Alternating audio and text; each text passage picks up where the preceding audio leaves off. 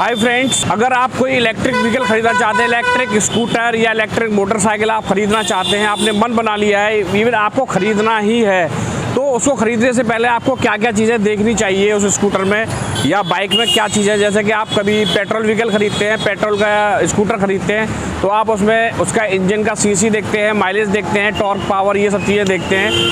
तो electric vehicle में क्या चीज़ें देखनी चाहिए, इन चीज़ों को जानने के लिए दोस्तों आज हम आए हैं, क्या क्या इसके पैरामीटर्स हैं उसको जानने के लिए। आज हम आए हैं SNAR इलेक्ट्रिक मोटो हब अलीगढ़ में, और आज इस शोरूम पर हम जानेंगे कि ये जो सारे पैरामीटर्स हैं उसकी डिटेल में हम बात करेंगे, और इन गाड़ियों के प्राइस, क्या रजिस्ट्रेशन की इसमें ज़रूरत पड़ती है या नहीं पड़ती है, रजिस्ट्रेशन की क्या प्रोसेस है, ड्राइविंग लाइसेंस का क्या प्रोसेस है, क्या इनकी गाड़ियों की पावर है। तो ये सारी चीज़ें आज हम यहाँ पर डिस्कस करेंगे और आपके सामने रखेंगे, जिससे कि आपको हेल्प मिल पाए और आप जो भी गाड़ी खरीदना चाहते हैं वो आप बहुत इजीली सिलेक्शन कर सकें और एक अच्छी गाड़ी आप खरीद पाएँ।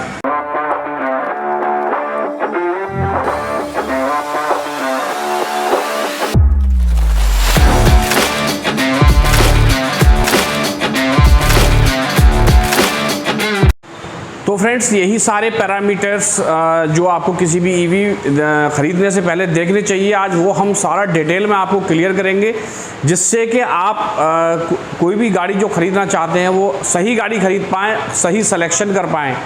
तो जैसे कि टॉर्क वगैरह होता है या मोटर कैपेसिटी होती है, ये सारी चीज़ों पे आज हम बात करेंगे। तो इसके लिए हम आए हैं SNAR इलेक्ट्रिक मोटो हब प्राइवेट लिमिटेड, अलीगढ़ में स्थित है। इसके 2 शोरूम हैं, अलीगढ़ में एक मसूदाबाद और एक नौरंगाबाद GT रोड पर। तो दोस्तों, आप यहाँ पर जाकर टेस्ट ड्राइव ले सकते हैं, गाड़ियाँ देख सकते हैं। और आज मैं यहीं पर हमारे जो टेक्निकल बंदे हैं, मैं उन टेक्निकल से आज इन्हीं सारे पैरामीटर्स पे बात करूँगा कि अगर कोई बंदा किसी को गाड़ी खरीदनी है तो उसे क्या क्या चीज़ें देखनी चाहिए और किसमें कितना कितना क्या क्या होता है, वही सब हम आज इनसे बात करेंगे। तो आपका नाम सर? नवेद।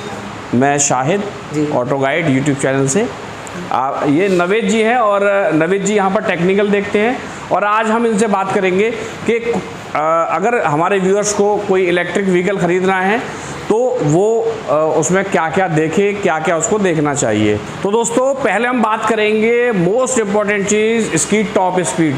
तो इन गाड़ियों में क्या टॉप स्पीड होती है, कितनी स्पीड तक ये गाड़ियाँ भागती हैं, और यहाँ पर इनके पास जो अवेलेबिलिटी है वो कौन सी गाड़ियों की है। तो नवेद जी आप बताएंगे कि अभी जो आप इलेक्ट्रिक व्हीकल्स, इलेक्ट्रिक स्कूटर, जैसा कि मैं देख पा रहा हूँ इलेक्ट्रिक स्कूटर भी हैं, और यहाँ पर आप देख सकते हैं इलेक्ट्रिक स्कूटर के साथ साथ इलेक्ट्रिक बाइक भी ये बेचते हैं। चूँकि ये मल्टी ब्रांड में डील करते हैं तो इन पर कई कंपनीज़ के EVs यहाँ पर अवेलेबल हैं। तो नवीद जी मुझे बताएं कि आपके पास जो गाड़ियाँ अवेलेबल हैं वो कितनी स्पीड की, उनकी टॉप स्पीड क्या रहती है? ठीक है, हमारे पास जितनी भी गाड़ियाँ अवेलेबल हैं उनकी टॉप स्पीड समथिंग 45 से 50 के बीच में रहती हैं, क्योंकि ये भी लो स्पीड है, हाई स्पीड बाइक नहीं है मतलब। तो इनके पास जो अवेलेबिलिटी है वो 45 to 50 किलोमीटर पर आवर की स्पीड वाली सभी गाड़ियाँ हैं। 40 to 50 के अलावा जो मार्केट में अवेलेबल हैं वो 80 से 100 टॉप स्पीड की गाड़ियाँ भी अवेलेबल हैं, और उससे ऊपर भी गाड़ियाँ हो सकती हैं। तो ये आपकी चॉइस है कि आप किस तरह की गाड़ी लेना चाहते हैं। लेकिन अगर आप क्राउडी प्लेसेस में रहते हैं, जहाँ भीड़ भाड़ वाला ज़्यादा इलाका है, या आप अपने किसी बच्चे को कोचिंग गोइंग या स्कूल गोइंग बच्चे को दिलाना चाहते हैं, तो ये गाड़ियाँ बेहतर रहती हैं। इनमें क्योंकि टॉप स्पीड ज़्यादा नहीं होती, तो ये उसके लिए सेफ़ है। तो फ्रेंड्स, सेकंड पैरामीटर आता है रेंज। रेंज से मेरा मतलब ये है कि आपकी गाड़ी एक बार अगर हम फुल चार्ज करें, यानी 0 to 100% अगर हमारी बैटरी चार्ज है, तो उसमें वो कितने किलोमीटर कवर करेगी। 40, 50, 60, 70, 80 कितने किलोमीटर वो गाड़ी चल सकती है, तो उसके बारे में भी हम जानते हैं। तो नवेद जी बताएं कि ये आपकी जो गाड़ियाँ हैं ये कितनी चलती हैं एक बार फुल चार्ज करने पे? अगर हमारी लेड एसिड होती है ये तो 60 से 70 किलोमीटर चलती है ये, और लिथियम होती है 70 से 80 किलोमीटर चलती है ये। अच्छा, फुल चार्ज में जी। बैटरी ज़ीरो होने से पहले अगर बैटरी ज़ीरो हो जाएगी तो तब तक 70-80 किलोमीटर कवर कर लेगी, अगर लिथियम आयन बैटरी है। जी जी बिल्कुल। 80 किलोमीटर का मतलब ये हुआ दोस्तों कि अगर आप डेली 20 से 25 किलोमीटर चलते हैं तो करीब 3-4 दिन आपकी बैटरी चल जाएगी, 3-4 दिन आपको चार्ज करने की ज़रूरत नहीं पड़ेगी। अगर आप 40 किलोमीटर डेली चलते हैं तो आपको 2 दिन चार्ज, आपका जो चार्ज की हुई है वो 2 दिन काम करेगी। अगर आपकी रनिंग और कम है, आप 10 किलोमीटर डेली चलते हैं तो 7-8 दिन आपकी बैटरी बड़े आराम से चलेगी। लेकिन इसमें कॉस्ट वाइज फ़र्क होता है। जो lithium ion fitted battery electric vehicles होते हैं उनकी कॉस्ट ज़्यादा होती है, क्योंकि बैटरी ये महंगी होती है लिथियम आयन, और लीड एसिड बैटरी जो है वो थोड़ी लो कॉस्ट होती है, सस्ती होती है। तो उसमें 10-20 हज़ार रुपये का फ़र्क इसमें रहता है। तो फ्रेंड्स, अगर आप कोई भी ईवी खरीदने की सोच रहे हैं तो आपको एक ये इंपॉर्टेंट पैरामीटर भी देखना चाहिए कि इसकी मेंटेनेंस कॉस्ट क्या है। आप गाड़ी खरीदने के बाद पेट्रोल तो आपको नहीं डलवाना, लेकिन क्या उसका मेंटेनेंस बहुत हाई तो नहीं है। तो इसमें इनकी क्या राय है ये पूछते हैं। तो नवेद जी बताएं कि इसका गाड़ी खरीदने के बाद, जैसे कि पेट्रोल व्हीकल है, पेट्रोल व्हीकल में फ्री सर्विस होती हैं या अगर पेड सर्विस भी होती है तो 300-400 रुपये उसका पेड सर्विस का चार्ज होता है, बाकी कुछ ऑयल वगैरह पड़ता है, तो वो उसका मेंटेनेंस कॉस्ट आता है। इसमें अगर मेंटेनेंस कॉस्ट की बात करें तो क्या खर्चा आता है सर्विस? इसमें मेंटेनेंस को ज़्यादा नहीं रहता, नॉर्मल रहता है। वैसे हमारी 2 से 3 सर्विस फ्री रहती है कंपनी। अगर आप फ्री पेड करते हो तो 300 रुपये के समथिंग रहता है। अच्छा, 300 रुपये करीब सर्विस चार्ज रहता है। अच्छा, और उसमें अगर कोई पार्ट पड़ता है तो वो कितने का होता है? जैसे कि इसका मेन मोटर है, जैसे कि अगर मोटर ख़राब हो जाता है तो वो कितने का पड़ता है? वैसे तो मोटर ख़राब होने का कोई चांस नहीं है। अगर बाई चांस ख़राब हो भी जाती है तो वो लगभग 8 से 10 हज़ार की रेंज में आपकी आ जाती है। अच्छा, 8 से 10 हज़ार रुपये की रेंज में इसका मोटर पड़ जाता है। और दोस्तों, बैटरी की अगर बात करें तो 2 तरह की बैटरी आती है, लिथियम आयन और लीड एसिड बैटरी, जैसा कि मैंने पहले ही बताया। तो 30-32 हज़ार रुपये कॉस्ट होती है लिथियम आयन बैटरी की, और लीड एसिड बैटरी 10-12 हज़ार रुपये में इसमें लग जाती है। तो इसके अलावा दोस्तों, अगर बात करें मेंटेनेंस की, इसमें क्या क्या मेंटेनेंस होता है, तो नवीद जी बताएं कि इसमें क्या क्या, जो सर्विस पे अगर गाड़ी आपकी आती है तो उसमें आप क्या देखते हैं इसमें? क्योंकि पिस्टन, इसमें fuel supply system, piston, cylinder, engine तो कुछ है ही नहीं, तो इसमें क्या सर्विस में बचता क्या है इसमें? ठीक है सर, वैसे इसमें ऑयल वगैरह तो कोई खर्चा है नहीं इसमें। और नॉर्मली कोई आती है तो इसके लिए पहले हम उसके सॉकर, बैटरी और जो ब्रेक वगैरह होती है, ये सारी चीज़ चेक करते हैं। बहुत सी गाड़ी में ऑनली डिस्क ब्रेक भी रहती है तो उसका ऑयल वगैरह सब कुछ चेक कराया जाता है कि गाड़ी बिल्कुल ठीक है या नहीं है। हाँ, इसमें देखिए बहुत ज़्यादा नहीं होता है। जैसे कि आपकी वायरिंग है, वायरिंग, लाइटिंग वगैरह सब चेक होती है सर्विस पे। आपके शॉकर वगैरह चेक होते हैं, प्रॉपर्ली शॉक एब्जॉर्ब कर रहे हैं या नहीं कर रहे। इसके साथ ही बैटरी की ग्रेविटी वगैरह चेक होती है। और जो ब्रेक्स होते हैं, जैसे कि अगर डिस्क ब्रेक है, ड्रम ब्रेक है, तो उसकी सफाई हो जाती है उसमें, ब्रेक शू वगैरह की। तो फ्रेंड्स, अब बात करते हैं रनिंग कॉस्ट की, जिसके लिए हम सभी ईवी खरीदते हैं, क्योंकि इसमें रनिंग कॉस्ट बहुत कम आती है। इसमें जैसे कि पेट्रोल व्हीकल में आप पेट्रोल डलवाते हैं, 1 लीटर पेट्रोल डलवाते हैं, 100 रुपये का करीब पेट्रोल है आजकल। तो अभी हम इनसे बात करते हैं कि इसमें रनिंग कॉस्ट क्या आती है इन गाड़ियों की, जिससे कि आप कैलकुलेशन कर पाएँ कि आप ईवी जो खरीदने जा रहे हैं वो समझदारी कर रहे हैं या नहीं कर रहे हैं। तो नवेद जी, आप बताएं कि कोई भी गाड़ी खरीदते हैं तो उसकी रनिंग कॉस्ट क्या आएगी? सर, अगर आप इलेक्ट्रिक गाड़ी खरीदते हैं तो उसकी लगभग रनिंग कॉस्ट आएगी 10 पैसे। तो अगर पेट्रोल की रहती है 10 पैसे, 1 किलोमीटर चलाने में करीब 10 पैसे का खर्चा आएगा। जी जी। तो वहीं हमारी, अगर हम पेट्रोल व्हीकल चलाते हैं तो करीब 3 रुपये का खर्चा आ जाता है। 3 रुपये खर्चा आएगा, जो कि 30 रुपये कम है। उसके हिसाब से देखें तो बहुत सस्ती पड़ रही है, बहुत ही लो कॉस्ट है इसकी। रनिंग कॉस्ट जो है बहुत ही लो है as compare to petrol vehicle. दोस्तों, बात कर लेते हैं बिल्ड क्वालिटी की। तो जो ईवी आप ख़रीदने जा रहे हैं तो इसमें बिल्ड क्वालिटी कैसी है ये आपको ज़रूर अच्छे से चेक कर लेना चाहिए। गाड़ी को टेस्ट राइड करना चाहिए अच्छे से 2-4 बार, और उसमें आपको क्वालिटी चेक करनी चाहिए। अगर पार्ट्स की क्वालिटी या फाइबर की क्वालिटी बहुत ज़्यादा अच्छी नहीं है तो आपको यहाँ पर सोचना चाहिए। जैसे कि आपको क्या देखना है बिल्ड क्वालिटी में, ये सब जैसे कि ये है स्टैंड, ये मेन स्टैंड, इधर चेसिस की क्वालिटी, ये सब क्वालिटी हैं। अब यहाँ आप देख सकते हैं ये सभी अच्छी फिनिश्ड हैं और क्वालिटी कोई कमी नज़र नहीं आती। जैसा कि आप जानते हैं, इलेक्ट्रिक व्हीकल्स का और पानी का आपस में 36 का आंकड़ा है, आपस में दोनों ही दुश्मन हैं। इसको पानी से बचाना बहुत ज़रूरी है। तो इसमें वाटर रेजिस्टेंस या वाटर प्रूफिंग का क्या वो रहता है और इसकी रेटिंग क्या है।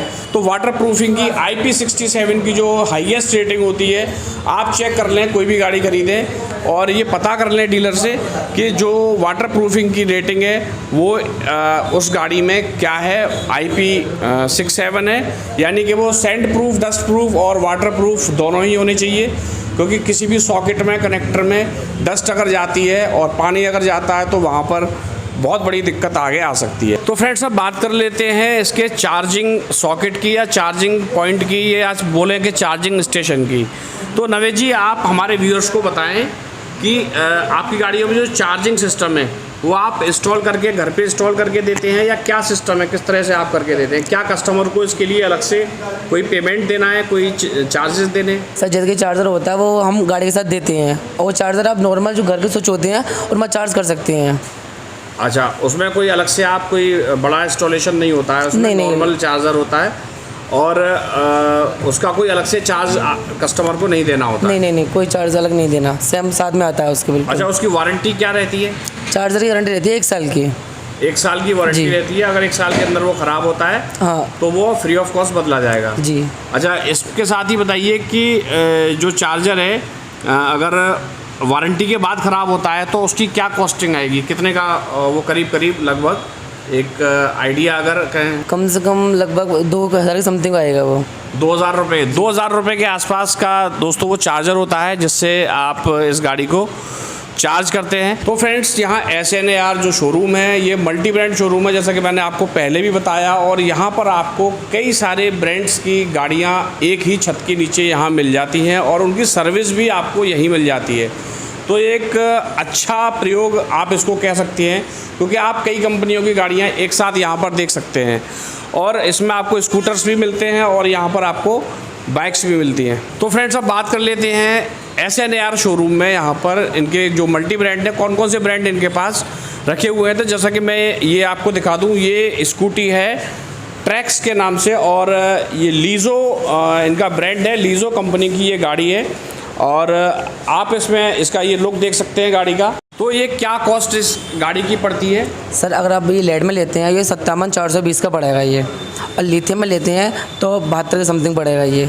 और इसकी टॉप दोस्तों लिथियम आयन बैटरी अगर इसमें लगाएंगे तो 72 के आसपास इसकी कॉस्ट पड़ती है, 72,000, और अगर लीड एसिड बैटरी लगाएंगे तो 57,000 के आसपास इसकी पड़ती है कॉस्ट। और इसकी टॉप स्पीड क्या रहती है? सर, इसकी टॉप स्पीड रहती है लगभग 45 से 50 के बीच में। अच्छा, और कितनी चल पाएगी ये एक बार चार्ज होने में? अगर आप लेड लेते हैं ये तो 60 से 70 किलोमीटर चलेगी, और लिथियम लेते हैं आप तो 70 से 80 चलेगी आपकी ये। तो ये 60 से 70 किलोमीटर कवर करेगी रेंज और 40 से 50 की इसकी स्पीड है, टॉप स्पीड।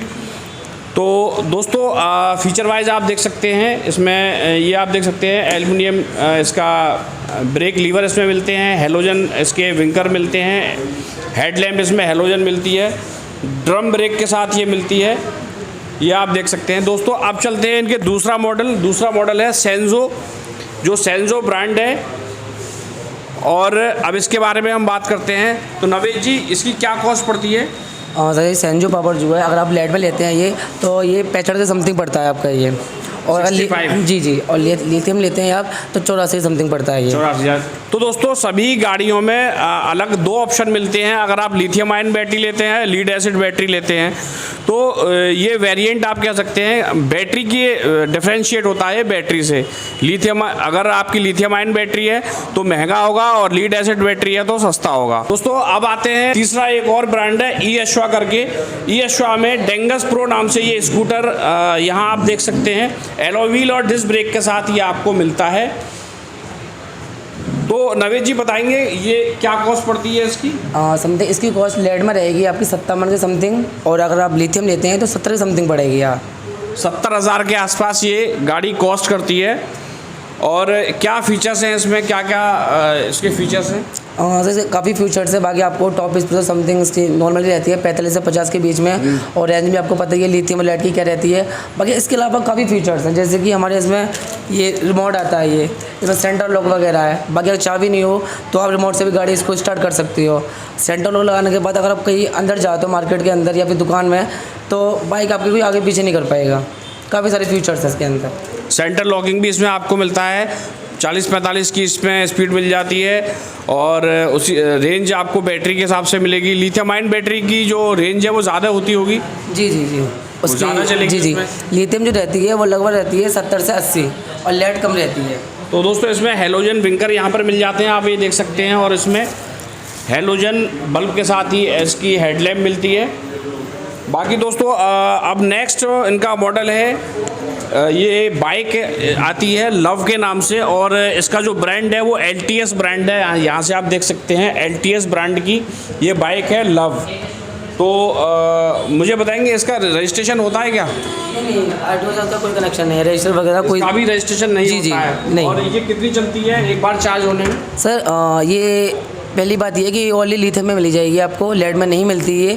और अगर लिथियम में लेते हैं आप ये तो 70 से 80 किलोमीटर इसके रहता है। टॉप स्पीड और टॉप स्पीड लगभग इसकी 50 रहती है आपकी। इसकी top speed 50 kilometre per hour की रहती है और 70 से 80 इसकी रेंज है, यानी 70-80 किलोमीटर एक बार फुल चार्ज होने पे ये गाड़ी आपकी चलेगी। और इसमें दोस्तों फीचर्स की बात कर लेते हैं तो ये जनरल लाइटिंग स्विच वगैरह और ये स्पीडोमीटर का कंसोल है, यहाँ से आप ये देख सकते हैं। यहाँ से बैटरी लेवल आप ये देख सकते हैं, यहाँ से स्पीड आएगी और ये डिस्टेंस टोटल कितना है, ट्रिप वगैरह भी इसमें दिया हुआ है।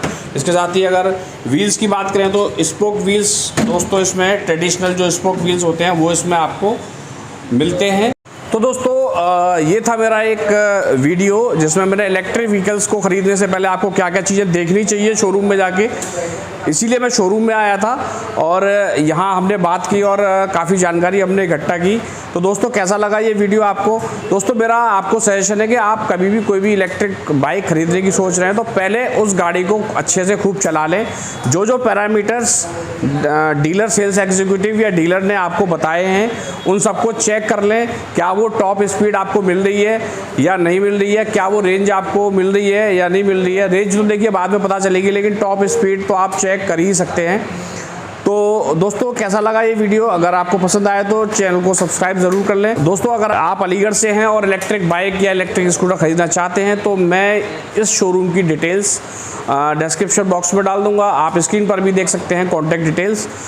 तो आप यहाँ आकर कोई भी गाड़ी की टेस्ट राइड ले सकते हैं, गाड़ियों की पूरी जानकारी ले सकते हैं, आपको पूरी हेल्प यहाँ पर की जाएगी। Thank you, thanks for watching.